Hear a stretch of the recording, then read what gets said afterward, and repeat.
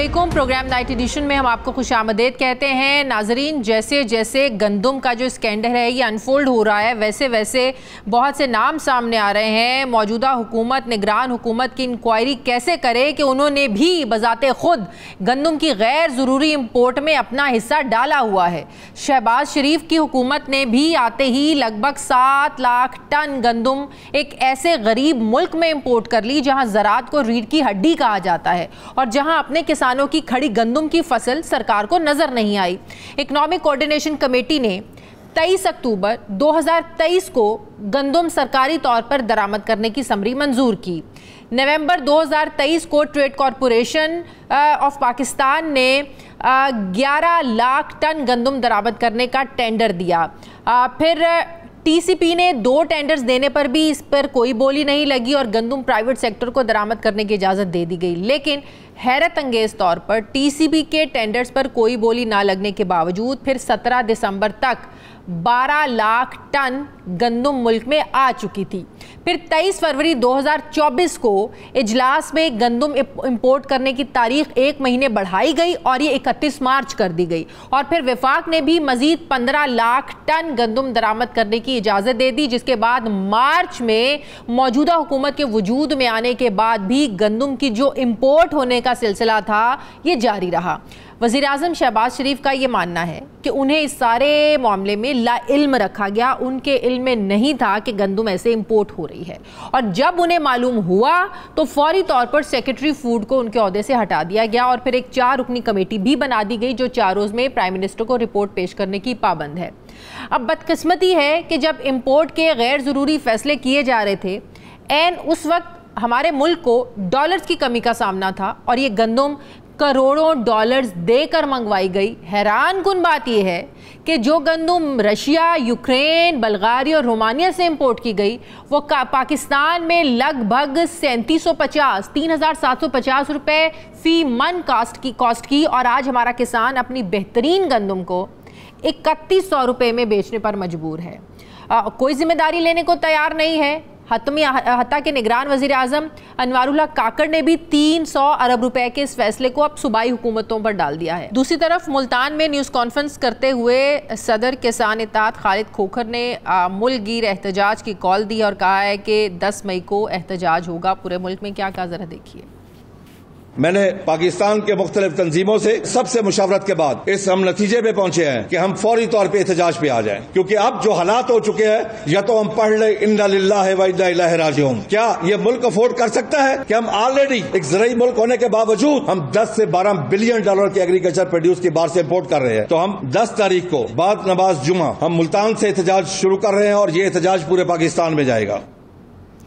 नाजरीन, गंदम खरीदारी की इस बहती गंगा में किस किस ने हाथ धोए सब सामने है, लेकिन दिख नहीं रहा किसी को। क्या ये मुश्किल है कि गंदम इंपोर्ट पेपर्स पर दस्तखत करने वाले शख्स का पता लगाया जाए? क्या ये मुश्किल है कि निगरान काबीना में मंजूरी देने वालों के नाम लिखे जाएं? क्या ये मुश्किल है कि फूड एंड सिक्योरिटी के पुराने लोग टीवी पर आकर बताएं कि ऐन उस वक्त जब अपने किसान की फसल तैयार खड़ी थी ये फैसला क्यों किया गया? क्या ये भी मुश्किल है कि पता लगाया जाए कि आमतौर पर जो गंदम 25 दिन में पाकिस्तान पहुँचती है वो मंजूरी के 7 दिन के अंदर पाकिस्तान कैसे पहुँच गई? क्या ये भी मुश्किल है कि इस उजलत की वजह मालूम की जाए? क्या ये मुश्किल है कि नैब और FIA माजी करीब को रिवाइंड करें और सब कुछ अवाम के सामने रखें? हाँ जी, तब ये मुश्किल है जब गंदम मंगवाने वाले फैसला साज जो हैं ये किसी के मंजूर नज़र हों। हाँ जी, ये उस वक्त भी बहुत मुश्किल है जब गंदम इंपोर्ट करने वाला कौमी जुर्म सबकी मिली भगत से किया गया हो। जी हाँ, ये मुश्किल है जब अरबों रुपए की गंदम मंगवाने वाले आपके एहतसाब करने वाले इदारों से बहुत ज़्यादा ताकतवर हों। जी हाँ, यकीनन ये मुश्किल है जब इस कौमी जुर्म करने वालों में पर्दा नशीनों के नामों को छुपाना एक मकसद हो। इस तमाम सूरत हाल में किसान आज क्या सोच रहा है, उनकी अगली स्ट्रैटेजी क्या है? किसानों में भी धड़े हैं, किसानों की भी तंजीमें हैं, हर कोई अपनी स्ट्रैटेजी बताता है, हर कोई अपना लाए अमल बताता है। मैं बात करूंगी, मुझे ज्वाइन कर रहे हैं चेयरमैन किसान इत्तेहाद चौधरी हसीब अनवर साहब। अस्सलाम वालेकुम, बहुत बहुत शुक्रिया चौधरी साहब आपका। चौधरी साहब, ये तो बात दुरुस्त है कि पंजाब हुकूमत ने यकीन दहानियाँ बहुत करवाई जब से गंदम स्कैंडल बना और किसान की जब से परेशानियाँ शुरू हुई, पंजाब हुकूमत सबसे यकीन दहानियाँ करवाने लगी हुई कि हम गंदम खरीदेंगे, लेकिन अभी तक खरीदी नहीं गई। अब आप लोग जो 10 मई से एहतजाज का ऐलान कर रहे हैं, अलामती एहतजाज होगा? क्योंकि आज भी पंजाब हुकूमत एक ही बात कर रही है कि उनके पास स्टोरेज की जो कैपेसिटी थी वो पूरी हो चुकी है, वो कहाँ रखेंगे गंदम? उनके पास जितनी गंदम की कैपेसिटी थी वो पूरी हो चुकी है, अब लेना मुश्किल है। लेकिन एक तरफ कह रहे हैं कि मुश्किल है, दूसरी तरफ यकीन दहानियां भी करवाए जा रहे हैं। बिस्मिल्लाहिर्रहमानिर्रहीम। आपने पहला प्रोग्राम आज से कोई 10-12 दिन पहले इस इशू पर किया था जी। और आज हालात ये हैं कि 10-12-15 दिन गुजरने के बावजूद हुकूमत वहीं की वहीं खड़ी है, जबकि किसान की गंदम उस वक्त 3200 रुपया मार्केट का रेट था, आज वो मार्केट रेट 2800 रुपया हो चुका हुआ है। 400 रुपया फी मन गंदम मजीद नीचे आ गई है। और गंदम का जो प्राइवेट परचेजर था, जो स्टॉकिया था, जो मिडलमैन था, जो किसान से औने पौने दामों गंदम खरीद रहा था, उसने किसान को मजीद ब्लैकमेल करना शुरू कर दिया है, क्योंकि इस टाइम हुकूमत का नाम की चीज कोई नहीं है। हुकूमत खुद से ये माफिया को पैदा कर रही है, अपनी नाक के नीचे ये माफिया पैदा कर रही है। आज पंजाब की वज़ीर इत्तलात उस्मा बुखारी साहबा कह रही थी कि इस इशू पर सियासत बहुत ज्यादा हो रही है, एक्चुअली इसको सॉल्व कोई नहीं करना चाहता। कौन सॉल्व नहीं करना चाहता, इसका सोल्यूशन क्या है? गुजारिश ये है कि उस्मा साहबा तो सियासत कर रही होंगी, लेकिन वो किसान जिसने 6 महीने मेहनत की, 0 डिग्री से लेकर 5 डिग्री टेम्परेचर पे खड़े होके अपनी गंदम को पानी लगाया, 40 डिग्री टेम्परेचर पे अपनी गंदम काटी, 3500 रुपए वाली यूरिया 5500 रुपए में लाइनों में लाके खरीदी, 10,000 वाली डीएपी 15,000 रुपए में खरीदी। क्या वो किसान आकर सियासत करेगा? वो किसान आज अपने मुआशी कत्ल के लिए बाहर निकल रहा है, जो ये हुकूमत उसका दानिस्ता तौर पर कर रही है। क्या हुकूमत के लिए स्टोरेज कैपेसिटी मैनेज करना मुश्किल है? क्या ये जिम्मेदारी भी अब इस मुल्क के किसान की है कि वो फसल लगाए, फसल को काटे, फसल को पैदा करे, फिर महकमा चौधरी साहब एक बात बताएं, क्या ये बात दुरुस्त है कि उमूमन हर बार होता ऐसा है कि जो हुकूमत है वो 40 से 50 लाख टन गंदम वो रखते हैं अपने पास स्टोरेज का, कभी इस तरह से बहाना नहीं बनाया गया जो इस बार, और इस बार है भी उनके पास 22 लाख टन, तो अमूमन होता ऐसे है? क्या ये बात दुरुस्त है ना कि 40 से 45 लाख टन हर साल ये लोग लेते हैं? जी, पिछले साल ही इन्होंने 40 लाख टन स्टॉक किया है। हाँ। हुकूमत के पास स्टोरेज कैपेसिटी को मैनेज करना कोई बड़ी बात नहीं है। हाँ। हुकूमत अगर आज नियत कर ले तो इनके पास स्टोरेज कैपेसिटी भी बन जाएगी। मसला यहाँ पर नियत का है। चले अगर हम इनके डाटा, इनका स्टैट से उठा लें कि अगर आज इनके पास 23 लाख टन का स्टॉक पड़ा है, तो पिछले साल तो इन्होंने 40 लाख टन की परचेज की थी। कम से कम ये 17 लाख टन तो खरीदारी कर सकते हैं, लेकिन ये इस मसले को उलझा इन्होंने दिया है। अब ये गंदम स्कैंडल के पीछे लग गए हैं। माना कि बहुत बड़ा स्कैंडल हुआ, पाकिस्तान की तारीख का सबसे बड़ा एग्रीकल्चर से रिलेटेड स्कैंडल है। उस दौर में गंदम मंगाई गई जब अद्वियात मंगवाने पर भी पाबंदी थी और अद्वियात का रॉ मटेरियल भी नहीं मंगवाया जा सक रहा था। उस वक्त इस गरीब कौम का $1.25 अरब चंद लोगों ने अपनी जाती फायदे के लिए, तो अगस्त 2023 से मार्च 2024 तक 330 अरब रुपए की गंदम आपने दरामद की है। अरबों डॉलर आप लोगों ने बाहर भेजा है, जब मुल्क को जो है ना डॉलर्स की बहुत ज़्यादा ज़रूरत थी। और हैरानगी इस बात की है कि 10 अप्रैल से हर साल जो है ना वो ख़रीदारी शुरू हो जाती है। अभी 5 मई आज हम जब बात कर रहे हैं, अभी तक कोई ऐसी पॉलिसी नहीं आई है, कोई प्रोसेस शुरू नहीं हुआ है। 1 महीना लेट हो गए और अभी तक कोई पॉलिसी नहीं आई है। हुकूमत मुख्तलिफ किस्म के बहाने करती है। कभी हुकूमत कहती है मेरे पास स्टोरेज कैपेसिटी नहीं है, कभी फूड मिनिस्टर टीवी पर आकर कहते हैं कि इस वक्त गंदम के अंदर मॉइस्चर ज्यादा है। मैं फूड मिनिस्टर साहब से पूछना ये चाहता हूं कि पासको भी हुकूमती इदारा है, पासको भी गंदम में खरीदारी इस वक्त मार्केट में खरीदारी कर रहा है, हालांकि इस टाइम बुखारी साहब भी कह रही थी कि नमी का मसला है और नहीं हो सकता, वो भी नमी का कुछ ऐसी बात कर रही थी वो भी। जी, मैं यही आपसे गुजारिश कर रहा हूँ। इस टाइम पासको वाले फी बैग 500 रुपए से लेकर 800 रुपए मार्केट में बेच रहे हैं, लेकिन वो प्रोक्योरमेंट कर रहे हैं, वो अपना पैसा भी कमा रहे हैं, प्रोक्योरमेंट भी हो रही है। अगर नमी का मसला होता तो क्या पासको के लिए मसला नहीं था? ऐसे तमाम इजला जहां पर गंदम कटी को आज से 20 दिन से भी ज्यादा हो गए हैं, क्या वहां पर भी अभी भी नमी का मसला है? 3 डिवीजन मुल्तान, डीजी खान, बहावलपुर, आज 25 दिन हो गए किसान अपनी फसल काट कर खेतों में रख ढक कर बैठा हुआ है। इससे भी ज्यादा खतरनाक सिचुएशन ये हो गई है कि किसान अगली फसल ही नहीं काश्त कर रहा, क्योंकि उसके पास इस टाइम अगली फसल काश्त करने के लिए कपास लगनी है, चावल लगना है, वो लेट होगी तो अगले साल की गंदम कब काश्त होगी? तो ये तो बड़ा मसला हो जाएगा। देखिए इस टाइम तो किसान में इस कदर बेयकीनी आ चुकी है कि अगर मैं चावल या कपास भी काश्त करूंगा तो उसमें भी मेरे साथ डकैती हो जाएगी। इस चीज की क्या जिम्मेदारी है, इस चीज की क्या श्योरिटी है कि रियासत मेरे साथ क्या करेगी? क्योंकि रियासत ने तो एक प्रेसिडेंट सेट कर दिया इस दफा कि 6 एकड़ के काश्तकार के साथ किसी ना किसी तरह रियासत खड़ी होगी। जिस बंदे ने 6 एकड़ से ज्यादा गंदम काश्त की, 7 एकड़ की, 8 एकड़ की, और मुल्क को गंदम के अंदर खुद कफील किया, हुकूमत ये तासुर दे रही है कि उसने मुल्क दुश्मनी की। इन हालात के अंदर कोई किसान किस तरह अगली फसल काश्त करेगा? बहुत शुक्रिया चेयरमैन किसान इत्तेहाद चौधरी अनवर साहब मेरे साथ थे। शुक्रिया आपका। मुझे ब्रेक लेनी है, वापस आते हैं एक वक्फे के बाद।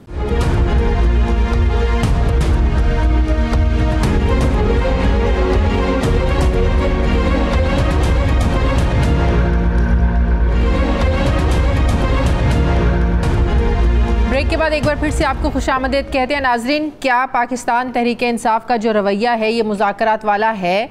एक तरफ पीटीआई इस्टेब्लिशमेंट को इंगेज करने की ख्वाहिश का खुलेआम इजहार भी करती है और ग्रीन सिग्नल मिलने का आज भी उन्हें शिद्दत से इंतज़ार भी है, तो दूसरी तरफ जेल से इमरान खान का रियासती इदारों और उनके सरबराहान पर एक हाश वर्ड्स का इस्तेमाल जो है, सख्त तनकीद जो है, ये कहीं ना कहीं रुकावट है कि बर्फ़ पिघल नहीं रही है। एक तरफ डायलॉग के लिए 3 रुकनी मज़ाकराती कमेटी बनाई जाती है, तो दूसरी तरफ कोई रिस्पॉन्स आने से पहले ही इंटरनेशनल जरीदे में सख्त लबो लहजे के साथ आर्टिकल छपता है। शायद यही वो तसाद है जो सांप सीढ़ी के खेल की तरह मुज़ाकरात के माहौल में पीटीआई को ज़ीरो पर ला फेंकता है। अब सवाल उठता है कि पीटीआई जिन की ग़ुलामी नामंजूर के नारे लगाती थी, आज उन्हीं से मुज़ाकरात की सदाएं क्यों लगाई जा रही हैं? बज़ाहिर ऐसे भी नहीं लगता कि तहरीक इंसाफ मुज़ाकरात के लिए दरवाजे खोल कर बैठी है, क्योंकि पीटीआई ने बातचीत से पहले टर्म्स एंड कंडीशंस ही ऐसी रखी कि इमरान खान ने मुज़ाकरात को चोरीशुदा मैंडेट की वापसी और पार्टी कारकुनान की रिहाई से जोड़ा। और इस शर्त का बगौर अगर जायज़ा लिया जाए तो इसका सीधा साधा मतलब ये है कि शहबाज हुकूमत को गिराकर इक़्तिदार पीटीआई के हवाले किया जाए। ये छोटी शर्त है, ना ही काबिल अमल ख्वाहिश। तो सवाल यह है कि पाकिस्तान के जो ज़मीनी हक़ाइक़ हैं इस वक्त, इसको देखते हुए क्या वाकई ऐसा हो सकता है जो पाकिस्तान तहरीक इंसाफ चाहती है?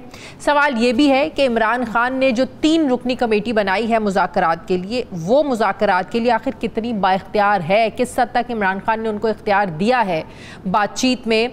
और इसमें कोई शक नहीं है कि इस कमेटी में opposition leader senate Shibli Faraz साहब, अपोजिशन लीडर कौमी असम्बली उमर अयूब और वज़ीर आला KP के अली अमीन गंडापुर जैसे बड़े नाम हैं। लेकिन सवाल ये है कि अगर इस्टेब्लिशमेंट से बात शुरू होती है तो क्या ये कमेटी फिर इमरान खान को कायल कर सकेगी? ये लोग इमरान खान से वो बात मनवा सकेंगे जो इस्टेब्लिशमेंट चाहेगी या तय होगी? माजी का अगर ट्रैक रिकॉर्ड देखें तो इमरान खान के बारे में एक तासुर आम है कि वो किसी की सुनते नहीं हैं, वो करते हैं जो वो करना चाहते हैं। हमारे सामने पिछले साल की शाह महमूद कुरैशी, असद कैसर और परवेज़ खट्टर की मिसालें मौजूद हैं। वो इस्टेब्लिशमेंट और सियासतदानों से चीज़ें तय करते थे, मामला तय करते थे, मामला को ठंडा करने की कोशिश करते थे, लेकिन फिर कहीं ना कहीं इमरान खान की उन्हें ज़ाहिर है वहाँ से इजाज़त नहीं मिलती थी, मंजूरी नहीं मिलती थी। तो इमरान खान किस हद तक समझौता करने को तैयार होंगे? क्योंकि मुज़ाकरात तो जब 2 फ्रीकैन के दरमियान होते हैं तो गिव एंड टेक की बुनियाद पर होता है, कुछ लेना और कुछ देना का नाम ही इसी को मुज़ाकरात कहते हैं। तो मौजूदा हालात में कितनी लचक दिखा सकती है पाकिस्तान तहरीक इंसाफ?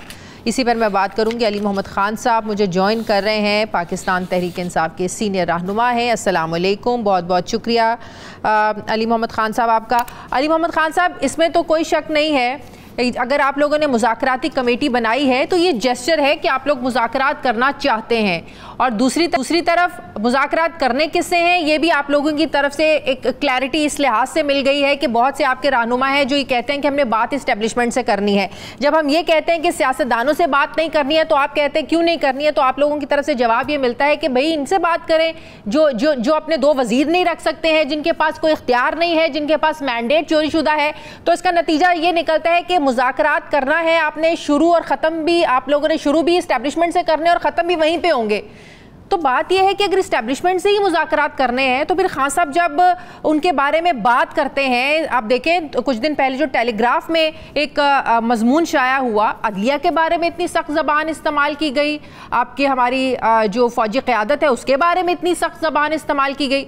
मुज़ाकरात में कैसे होता है कि अगर आपने मुज़ाकरात भी करने हैं फिर तनकीद करना भी नहीं छोड़ते? बहुत शुक्रिया। बिस्मिल्लाहिर्रहमानिर्रहीम। अल्लाहुम्मा सल्लि व सल्लिम मुबारक अला सय्यिदिना अला मोहम्मद। कुरान में अल्लाह फरमाते हैं कि वअम्रुहुम शूरा बैनहुम, कि जब इनके बीच में यानी मुसलमानों के बीच में कोई मसला आता है तो वो शूरा करते हैं। तहरीक इंसाफ सबसे मुज़ाकरात के लिए तैयार है और सब में सब आते हैं, पॉलिटिकल नॉन पॉलिटिकल फोर्सेस।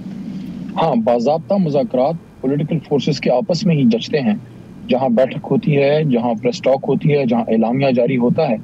लेकिन एस्टैब्लिशमेंट से भी बात होनी चाहिए, उसके लिए एक वक्त मिल सकता है। कोई जो मिसकम्युनिकेशन है या मिसअंडरस्टैंडिंग्स हैं वो उस पर ज़रूर बात होनी चाहिए, अगर ऐसे कोई मामलात हों जहाँ चीज़ें दुरुस्त होनी है और होनी चाहिए।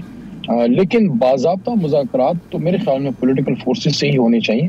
अब वो जितने बाख्तियार हैं आपको भी पता है। ये सिर्फ आपकी ख्वाहिश है, आपकी सोच है या पार्टी पॉलिसी भी यही है? ये जरा क्लियर कर दें, क्योंकि शेर अफजल मरवत साहब से बात करें वो कुछ कहते हैं, बैरिस्टर गौहर कुछ कहते हैं, उमर अयूब साहब कुछ कहते हैं, शहरियार अफरीदी कुछ कहते हैं। ये आप जो बात कर रहे हैं बड़ी बैलेंस और बड़ी जबरदस्त बात है कि सियासी लोगों से बात होनी चाहिए, ये आपकी अपनी जाती राय है?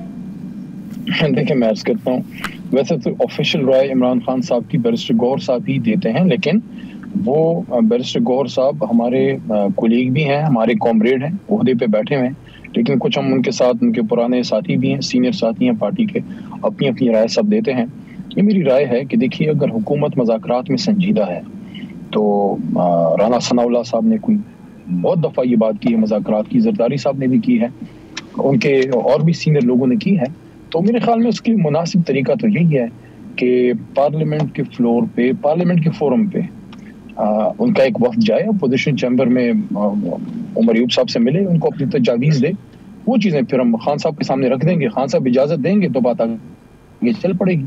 लेकिन अगर हुकूमत संजीदा है तो फिर वो सिर्फ मीडिया में बात क्यों करते हैं, उनका कोई प्रॉपर वफ्द क्यों नहीं जाता, वो कोई अमली तजावीज़ लेके क्यों नहीं आते? देखें, हमेशा माहौल हुकूमत बनाती है और दो बुनियादी नुकात हैं हमारे, अगर उस पर कोई सर हासिल गुफ्तगू होती है, कोई अमली बात होती है, एक है जनाब इमरान खान साहब की और असीरान की रहाई, और दूसरा उसके साथ साथ जो है वो है मैंडेट की वापसी। अब मैंडेट की वापसी के लिए कोई अमली बात होनी चाहिए। अभी इसी इब्तदाइया में आपने कुछ आपने अपने कमेंट्स दिए, तो मैं ये समझता हूँ, बल्कि हमारी जमात की राय है कि जब तक कि ओरिजिनल मैंडेट की तरफ हम नहीं जाएंगे, फॉर्म 47 के लोग बैठे हुए हैं, सीटें सारी हारी में, 17-18 सीटें जीती हैं, उनको बैठा के हम सबके ऊपर बैठा दिया गया है। तो अब ऐसी हालत में उन्होंने यही करना है जो उन्होंने पंजाब में किया है, जो अभी जो गंदम स्कैंडल आया है। क्या अवामी लोग ऐसे करते हैं? ना उनमें फैसला साजी की सिकत है, कोई ताकत है। एक तरफ ये स्कैंडल है, ऊपर से टिकटॉक हुकूमत पंजाब में चल रही है, मरकज में कोई पता नहीं है किसकी हुकूमत है, ना इंटीरियर मिनिस्टर उनका अपना है, ना फाइनेंस मिनिस्टर अपना है। तो ऐसे हालात में मज़ाकरात की संजीदगी पे सवालिया निशान है। लेकिन फिर भी हम ये कहते हैं कि अगर आप समझते हैं, और हम तो ये समझते हैं कि मसाइल का हल गुफ्तगू में है, लेकिन गुफ्तगू नशिस्तन गुफ्तन बर्खास्तन ना हो, अमली गुफ्तगू हो जिसके नताइज निकले। अगर हुकूमत चाहती है कि मज़ाकरात का डोल डाल के मामलात को अल्तबा का शिकार किया जाए, इमरान खान साहब की रहाई को मजीद अल्तबा का शिकार किया जाए, और उनका अपना जो मैंडेट है, जेली मैंडेट है, उसको हम तस्लीम करें, तो ये तो मामलात को मजीद जो है उलझाएगी। यही बात है ना, हुकूमत मुज़ाकरात तो करना चाहती है, लेकिन जो आप लोग चाहते हैं, जो तहरीक इंसाफ चाहती है, वो हुकूमत नहीं चाहती ना। आप लोग कैसे ये समझ सकते हैं कि इतना आसान है जो हुकूमत कर रहे हैं, और आप लोग कहें कि हम मुज़ाकरात के लिए तब बैठेंगे जिन्होंने हमारा मैंडेट चोरी किया है। वज़ीर आज़म अपनी कुर्सी से हटें, सब कुछ तहलील हो, दोबारा इंतखाबात की तरफ जाएं या इन इक़्तिदार आपके हवाले करें, तो ये इतना आसान नहीं है। तो ये तो ना ही समझने वाली बात है ना, जो शराइत आप लोग रख रहे हैं, हुकूमत चाहे या ना चाहे वो अलग बात है, जो आप लोग चाह रहे हैं वो प्रैक्टिकल नहीं लगता। देखिए, हमारी डिमांड है कि हमारा ओरिजिनल मैंडेट हमें वापस किया जाए और हमारे लीडर को छोड़ा जाए। वो कोई दहशतगर्द नहीं है, मुहब्ब वतन पाकिस्तानी है, और शायद सबसे ज्यादा मौजूदा सियासी लीडरशिप में पाकिस्तान का नाम उसी ने ऊंचा किया है। तो उसने कोई ऐसा गुनाह नहीं किया कि उसको आपने अडयाला में जो है 300 तकरीबन अब दिन होने लगे हैं, वहां आपने डाल दिया, वहां अच्छा, अब इसमें हल क्या निकलेगा? हम ये तो नहीं कह रहे कि फौरी तौर पे आप सारा कुछ कर दें। अगर आपने मुज़ाकरात स्टार्ट करने हैं तो मुज़ाकरात की इब्तिदा में आप अपने नुकात रखते हैं, उसके बाद फिर बात होती है मैंडेट की वापसी में। मैं क्लियर आपको बता दूं, मैं बतौर सियासी कारकुन और बतौर वकील ये समझता हूं कि मैंडेट की वापसी में कलीदी रोल सुप्रीम कोर्ट का है, क्योंकि फॉर्म 47 पे बनने वाली हुकूमत अपने हाथ से अपने जेली मैंडेट का जो है उसका राज नहीं खोलेगी। वो कभी ये नहीं मानेंगे कि हम जेली मैंडेट पे बैठे हैं। इसलिए यहाँ कलीदी बात यह है कि सुप्रीम कोर्ट ऑफ पाकिस्तान हमारे 184(3) की पिटीशन उसको उठाए, उस पर सुप्रीम कोर्ट सू मोटो नोटिस ले और जुडिशल कमीशन बने, जुडिशल इंक्वायरी कमीशन बने। इन तमाम मामलात का फिलहाल किसी भी इदारे पर एतबार नहीं है ना। आप लोगों को मसला ये है कि मौजूदा सिनेरियो में आप लोगों को एतबार भी नहीं है अपने इदारों पर। खान साहब का जो टेलीग्राफ में आर्टिकल है उसमें उन्होंने अदलिया पर भी तनकीद की है, उसमें उन्होंने फौजी क़यादत पर भी तनकीद की है। अब जो चीफ जस्टिस की मुद्दत मुलाजमत में को फिक्स करने की बात हो रही है, उनके टेन्योर को 3 साल करने पर बात हो रही है, जजेस की रिटायरमेंट की उम्र को बढ़ाने पर बात हो रही है। इसको भी तो आप लोग कह रहे हैं ना कि चीफ जस्टिस की मुद्दत मुलाजमत में जो अगर तौसी होती है, मतलब कि इसको फिक्स कर दे 3 साल, तो ये शर्मनाक होगा। आप लोग इसको बड़ा क्रिटिसाइज कर रहे हैं, तो ऐसी सिचुएशन में फिर आप कैसे उम्मीद रख सकते हैं कि आप लोगों को इंसाफ मिलेगा उस इदारे पर जिस पर आप लोग पहले इतना क्रिटिसिज्म कर रहे हैं? देखिए, फिर कोई दूसरी सुप्रीम कोर्ट हमें बता दे। अब हिंदुस्तान की सुप्रीम कोर्ट पे तो हम जाने से रहे, अपनी ही सुप्रीम कोर्ट से हमने डिमांड करनी है। मैं तो ये आपको फितरी बात कर रहा हूँ, जो समझ में आने वाली बात है कि आपका और मेरा अगर तनाज़ा हो और आप और मैं बैठे, फॉर एग्जाम्पल आप और मेरा कोई ज़मीन का तनाज़ा है खुदा न खास्ता, और आपने मेरी ज़मीन दबाई हुई है, तो क्या आप अपने हाथ से मेरी ज़मीन मुझे लौटाएंगी? नहीं होगा। उसमें फिर किसी तीसरे फरीक को बैठना होगा। माजी में ये तीसरा फरीक मियाँ नवाज शरीफ साहब ने आर्मी चीफ की सूरत में बैठाया, जनरल राहिल शरीफ साहब। मैं बतौर सियासी कारकुन समझता हूँ कि तीसरा फरीक आर्मी चीफ नहीं होना चाहिए, तीसरा फरीक सुप्रीम कोर्ट होना चाहिए, ताकि हमारे और इनके बीच में जो तनाज़ा है हुकूमत और हमारे, उसका फैसला आईन के मुताबिक निकले, और फैसला कुन जो है वो आपके काजी क़ुज़ात या सुप्रीम कोर्ट होती है। तो वहाँ पिटीशन हमारी पड़ी है 184(3) की, जिसका कानूनी जो आम अल्फाज में उसका मफहूम है वो ये है कि वो पिटीशन अगर मोहतरम चीफ जस्टिस साहब उठाते हैं तो वो सो मोटो नोटिस होगा और जुडिशल इंक्वायरी कमीशन बैठे, जिस तरह 2014 में बैठा था, और इस पूरे इलेक्शन का ऑडिट हो। अगर फॉर्म 47 पे हमारे जो मुतालबात हैं वो सही निकलते हैं कि फॉर्म 45 पे हम जीते हैं, तो जिसका मैंडेट है उसको वापस किया जाए। जहां अब चीफ जस्टिस साहब या जज साहबान की मुद्दत मुलाजमत की बात है, चीफ जस्टिस का टेन्योर की बात है, इस वक्त इन हालात में इन चीजों को डिस्कस करने पर जरूर सवाल उठेंगे कि इस वक्त ये चीजें क्यों डिस्कस हो रही हैं, जब चीफ जस्टिस साहब की अपनी अदालत में हमसे हमारा बल्ले का निशान छीना गया। हालांकि हम उस फैसले से एग्री नहीं करते, लेकिन फिर भी चूंकि फैसला एक बड़ी अदालत से आया, हमने उसको माना। तो इस हालत में, इन हालात में, इन चीज़ों को, एक्सटेंशन वाली चीज़ों को मैं समझता हूँ, हमारी जमात समझती है कि डिस्कस नहीं करना चाहिए। बजाय इसके हम उन मामलात को हल करें जिसकी वजह से मुल्क का निज़ाम रुका है, और वो है इमरान खान साहब की रिहाई, असीरान की रिहाई और मैंडेट की वापसी। आप लोगों ने जो मुज़ाकराती कमेटी बनाई है, जिसमें शिबली फराज साहब हैं, उमर अयूब साहब हैं, वज़ीर आला KP के हैं, इनका टास्क क्या है? इस्टेब्लिशमेंट से बातचीत करना या सियासी जमातों से बात करने का भी इख्तियार खान साहब ने दिया है? इनका जिम्मेदारी क्या है? देखिए, मुज़ाकरात तो आपको सबसे करने होते हैं। जहां मसला होगा उसमें सिर्फ ये 3 मेंबर ही नहीं, मैं समझता हूँ कि इनको और भी सीनियर लीडरशिप से काम लेना चाहिए, जो भी मामलात को हल करने में मदद दे सके। तनाज़ा हमारा हुकूमत से है, इसलिए बात उनसे जरूर होनी चाहिए, लेकिन उसमें इनिशिएटिव हुकूमत को लेना है, क्योंकि हुकूमत हमेशा माहौल बनाती है। हुकूमत ने अगर मुज़ाकरात की दावत दी है तो वो दावत किधर है? क्या वो मीडिया पे शाम को चैट शोज में बैठ के दावत देंगे? उनकी सीनियर क़यादत है, क्यों नहीं वो पार्लियामेंट के फ्लोर पे अपोजिशन चैम्बर में जाते, अपने तजावीज़ लेके जाते, अपोजिशन लीडर से वो मिले, उमर अयूब साहब से। लेकिन आपकी कमेटी बाइख्तियार कितनी है? वो अपने तय फैसला कर सकते हैं सिचुएशन को मद्देनजर रखते हुए, या हर बात पे कहेंगे हम खान साहब से पूछेंगे फिर बताएंगे? देखिए, मैं अर्ज करता हूँ, मैं ये समझता हूँ कि जो भी शख्स कमेटी में है वो बाइख्तियार है, क्योंकि इमरान खान साहब ने कमेटी बनाई है। जहाँ उनको अपने लीडर से यानी खान साहब से मजीद तजावीज़ की या इजाज़त की ज़रूरत होगी तो अडियाला इस्लामाबाद से कोई आधे घंटे की मसाफत पे वो चले जाएंगे, उनसे इजाज़त ले लेंगे। लेकिन एक दफ़ा बात शुरू तो हो। मैं मीडिया को इस हवाले में एक बात करना चाहता हूँ कि मीडिया को भी इस हालात में सपोर्ट करना चाहिए कि जो मामलात को ठीक करने की बात करते हैं कि इमरान खान साहब की रहाई हो, ओरिजिनल मैंडेट की वापसी हो। क्या आप नहीं चाहती कि पाकिस्तानियों ने जिधर वोट डाला था वो वोट उन्हीं को मिले जिनको डाला था? बिल्कुल उन्हीं को मिलना चाहिए, और जो गैर यकीनी की कैफियत है ये खत्म होनी चाहिए इधर दिस वे। तो उसके लिए फिर क्या बेहतर ये नहीं है कि बजाय इसके कि रोडों पे मामलात हल हों, फिर एहतजाज हों, फिर धरने हों, पुलिस आए, पुलिस गर्दी हो, लोगों को गिरफ्तार किया जाए, आंसू गैस चले, हुकूमत अमली इक़दाम ले, संजीदा इक़दाम ले और अमली तजावीज़ के साथ आए ताकि वो बातें जनाब इमरान खान साहब के सामने रखी जाएं ताकि कौम इस मखमसे से और इस कंफ्यूजन से निकले। बिल्कुल ठीक, बहुत बहुत शुक्रिया। अली मोहम्मद खान साहब तहरीक इंसाफ के सीनियर रहनुमा मेरे साथ थे, बहुत शुक्रिया आपका। मुझे ब्रेक लेनी है नाज़रीन, वापस आते हैं वक्फे के बाद।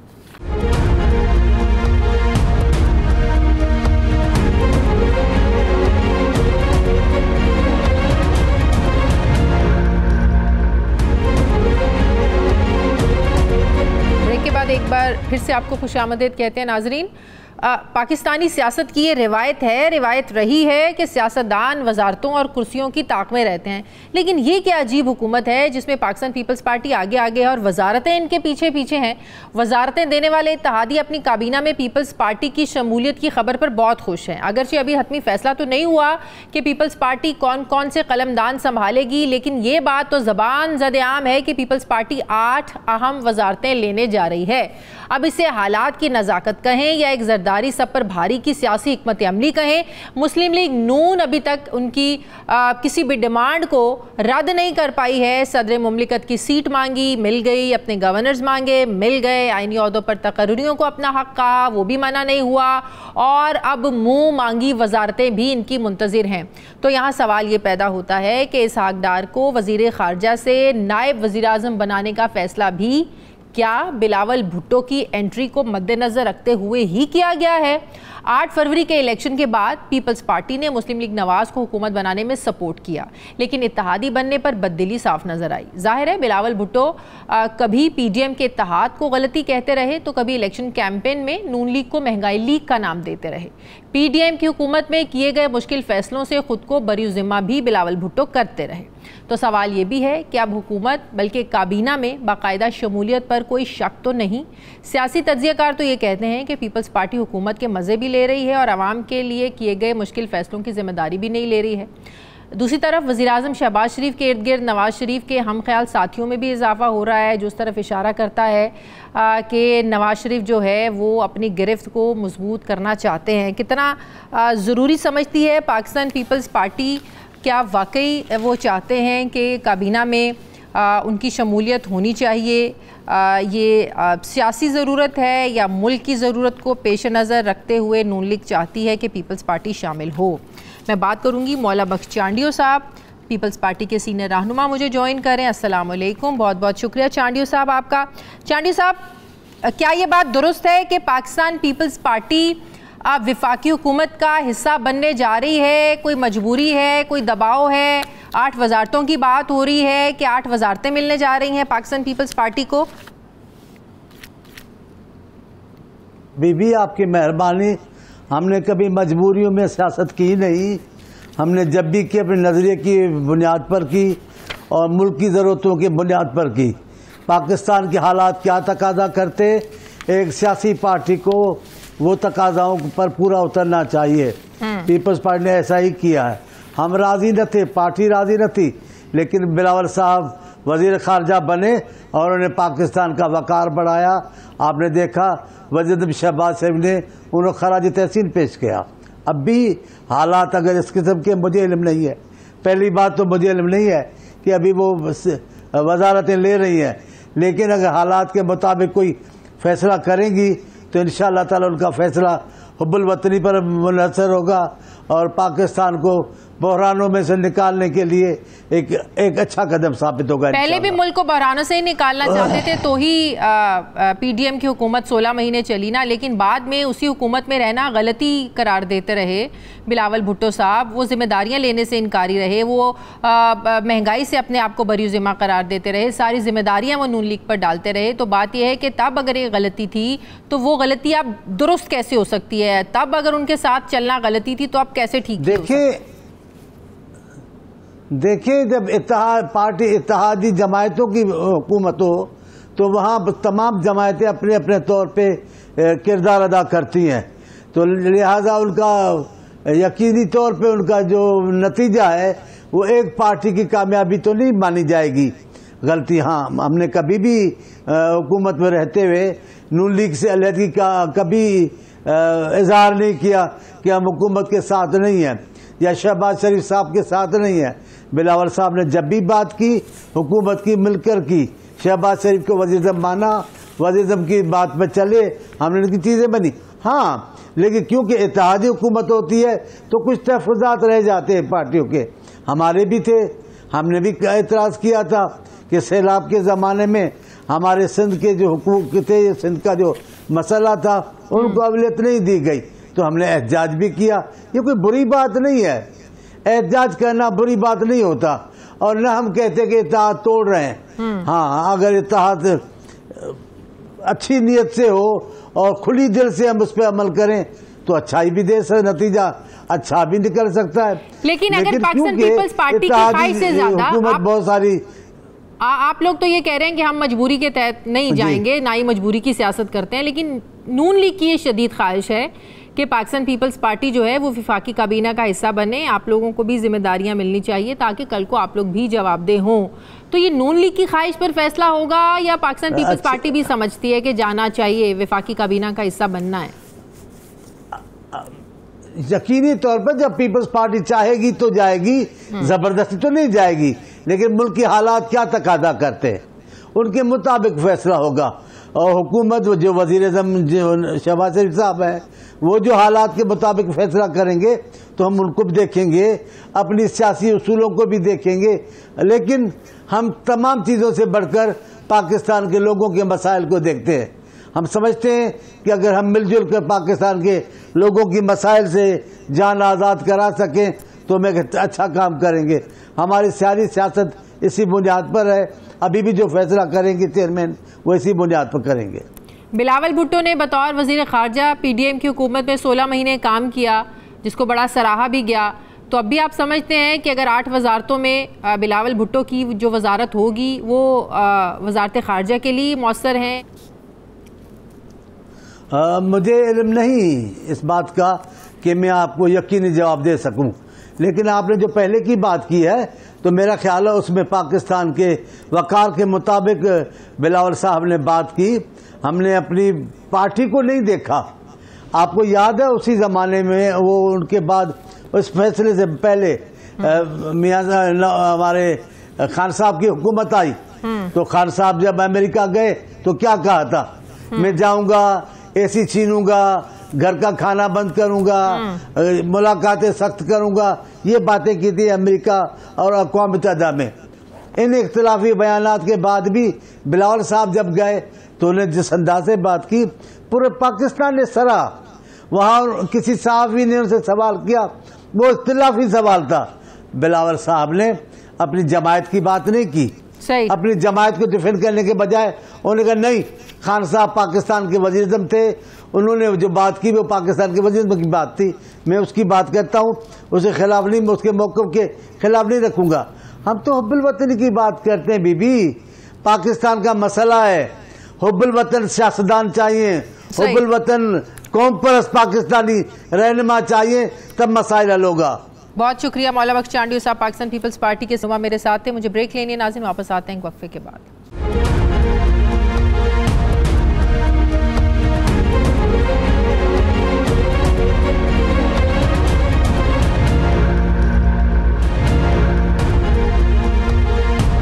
ब्रेक के बाद एक बार फिर से आपको खुशामदीद कहते हैं नाज़रीन। पाकिस्तान का जस्टिस सिस्टम आलमी रैंकिंग में 130वें नंबर पर आता है। एक तरफ अदलिया लाखों केसेस के बोझ तले दबी हुई है तो दूसरी तरफ सियासी तकसीम अदलिया के हर फैसले को तेरा जज मेरा जज यानी जानिबदारी के तराजू में आज तोला जा रहा है। उधर हुकूमत ने जजिस तैनाती के लिए आईनी तरमीम लाने की बात की तो उधर तहरीक इंसाफ ने उसे साजिश से जोड़ दिया। सियासी मंजरनामे पर नई बहस छिड़ने की वजह वो गैर मुसद्दका इत्तलात हैं जिसमें कहा गया कि हुकूमत चीफ जस्टिस के टेन्योर को 3 साला मुद्दत पर फिक्स करने का सोच रही है। वफाकी वज़ीर क़ानून आज़म नज़ीर तारड़ ने कहा कि वज़ीर आज़म की तरफ से उन्हें अभी तक बतौर वज़ीर क़ानून ऐसा कोई टास्क नहीं मिला।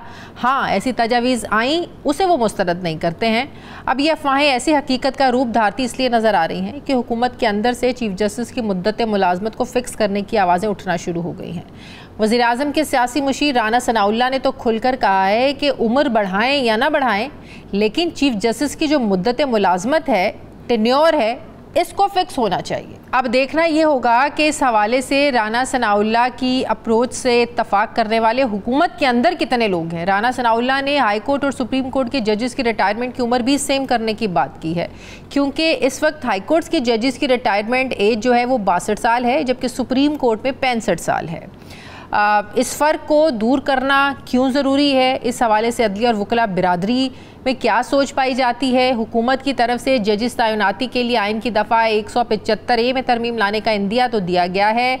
एक तासुर यह है कि हुकूमत आइनी तरमीम के ज़रिए जजिस की तकर्रुरी में जुडिशल कमीशन की जगह पार्लियामेंट के किरदार को बढ़ाना चाहती है। हुकूमत जिस आइनी तरमीम को मुल्क और अदलिया की ज़रूरत कह रही है, इसी को तहरीक इंसाफ इदारों की तबाही और मौजूदा चीफ जस्टिस को नवाजने से जोड़ रही है। PTI ने चीफ जस्टिस को तौसीह देने की खुलकर मुखालफत का ऐलान किया है। ये मामला आगे जाकर क्या रुख इख्तियार करता है, इस आइनी तरमीम के सियासी मंजरनामे पर और अदलिया पर क्या असरात होंगे, मैं बात करूंगी। मुझे ज्वाइन करिए साबिका justice Lahore high court justice retired Nasira Javed Iqbal साहिबा। अस्सलाम वालेकुम, बहुत बहुत शुक्रिया नासिरा साहिबा आपका। नासिरा साहिबा, जो हुकूमत ये सोच रही है, जो तजावीज़ आ रही हैं कि चीफ जस्टिस की टेन्योर को फिक्स करें 3 साल के लिए और जजेस की जो रिटायरमेंट की उम्र है इसको भी 65 से 68 साल तक 3 साल इसको भी बढ़ाया जाए, ये अदलिया की ज़रूरत के तनाजुर में आप इसको देखती हैं या इसको एक सियासी फैसले के तौर पर आप देखती हैं? मैं तो देखती हूँ कि ये सियासी मामला ही लग रहा है, क्योंकि ये जो फिक्स्ड है ना इस वक्त टेन्योर, ये तो यानी रिटायरमेंट एज वो तो फिक्स बहुत अरसे से हुई है, जब से हमारा ये आइन जो है 73 का, इसमें तो फिक्स्ड है। और मेरा ख्याल है ये है भी मुनासिब, क्योंकि हमारे यहाँ जो लोगों की दिमागी सेहत है ना, वो गर्मी और मौसम के बीच में जो तब्दीलियाँ हैं, और अब तो हो भी ज़्यादा गई हैं, उससे असरानंदाज होता है। और फिर वो जितनी देर उनका काम करता है दिमाग, तो उतनी देर ही काफ़ी है। नहीं तो आपको लगता है कि अगर ये होता है तो इससे एक और जो तकसीम है, अभी ऑलरेडी हम इतनी तकसीम देखते हैं, जब भी कोई केस लगता है तो पहले ही फैसले आना शुरू हो जाते हैं, पहले ही अदलिया पर तनकीद हो जाती है। ऐसा होना शुरू हो गया है कि जो जज को देखते हुए समझ आ जाती है कि इसका फैसला तो ये होगा, तेरा जज मेरा जज, ये हम इस नहज पर पहुँच गए हैं। अगर ये तरमीम होती है, आप समझती हैं कि अदलिया में तकसीम और ज़्यादा बढ़ जाएगी? मेरा तो ख्याल है ऐसी कोई तरमीम भी नहीं मुनासिब जिसके साथ अदलिया में तकसीम हो। और जो जजेस का बेंचेस बनाने का काम है वो चीफ जस्टिस का है, और या जुडिशल कमीशन, तो इसमें कोई तरमीम होने की ज़रूरत फ़िलहाल तो है नहीं।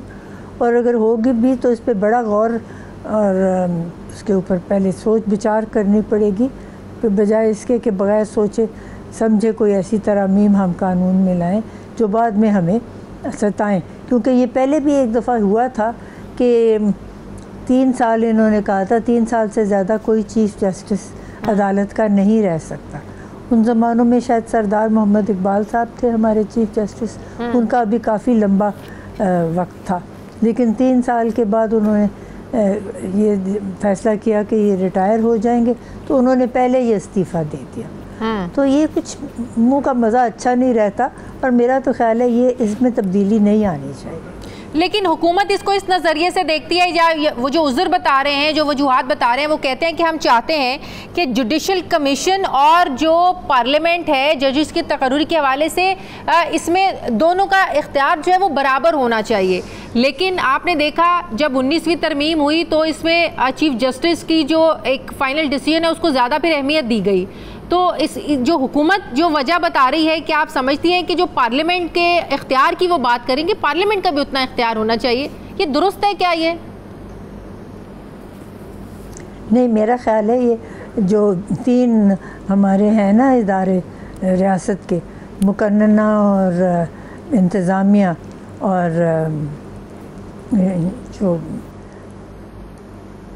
मुकन्नना और इंतज़ामिया और जो तीसरी है शाख, उनको अदलिया, इनको ऐसे ही रहने देना चाहिए, एक दूसरे से आज़ाद।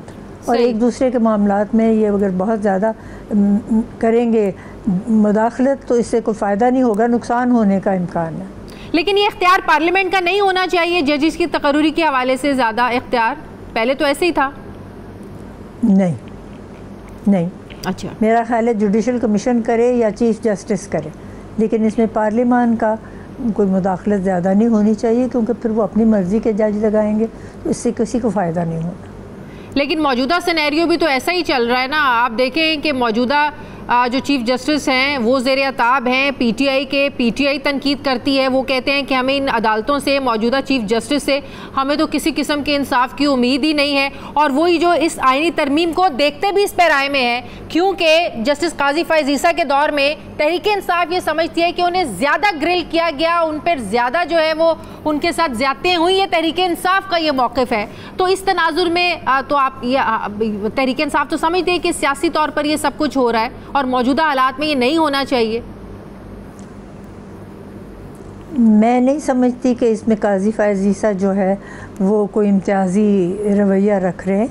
वो जो उनका काम है, और वो तो वैसे भी अब देखें ना रिटायर होने के करीब हैं, इस साल में वो रिटायर हो जाएंगे।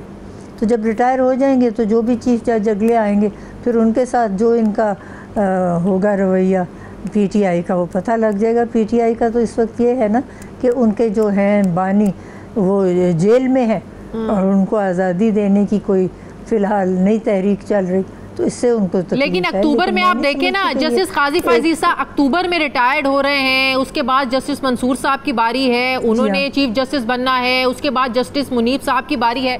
लेकिन जस्टिस काजी फैज़ ईसा की रिटायरमेंट से चंद महीने पहले ऐसी बहस को छेड़ना, ये तो इस तासुर को और ज़्यादा मजबूत करता है, इस तासुर को और ज़्यादा तक़वियत मिलती है कि सब कुछ हो ही एक मकसद के लिए रहा है। तो नहीं ना होना चाहिए। अगर इस बात को तासर को तक़वियत मिलती है तो इससे हमें अपने आप को दूर रखना चाहिए और ये फ़ैसला कर लेना चाहिए कि जो मुकन्नना है और जो इंतज़ामिया है और जो अदलिया है ये आपस में एक दूसरे के मामलात में मुदाखलत नहीं करेंगी, क्योंकि इस मुदाखलत से किसी को फ़ायदा नहीं और कौम को नुकसान ही है। तो इसमें आप समझती हैं अदलिया राय दे सकती है? अदलिया अपने फ़ैसलों में तो जो मर्ज़ी राय दे, उनको इख्तियार है कुल्लुहुम।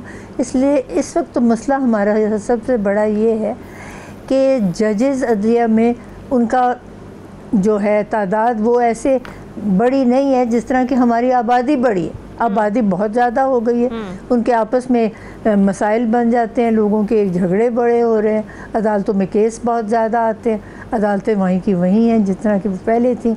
तो इसलिए बहुत ज़्यादा बैकलॉग हो जाती है और उसका इस वक्त हमारे पास इलाज कोई खातिर खा है नहीं। और जजेस की रिटायरमेंट की उम्र 65 से 68 साल करना, इसके पीछे आपको क्या वजूहात नज़र आती हैं? बिल्कुल नहीं, मुझे तो नज़र आती है और मैं समझती हूँ ये होना चाहिए ही नहीं। 65 साल की उम्र में हमारे जो है ना यहाँ जो पाकिस्तान के बासी हैं उनकी एक ज़हनी कैफियत जो है ना वो उस उम्र तक चलती है सही, उसके बाद वह आहिस्ता आहिस्ता होना शुरू हो जाती है कम से कम। तो इससे फ़ायदा तो किसी को नहीं है कि हम बढ़ाएं। क्यों बढ़ाएं? कोई वजह नहीं है बढ़ाने की, जो आइन में है वो दुरुस्त है।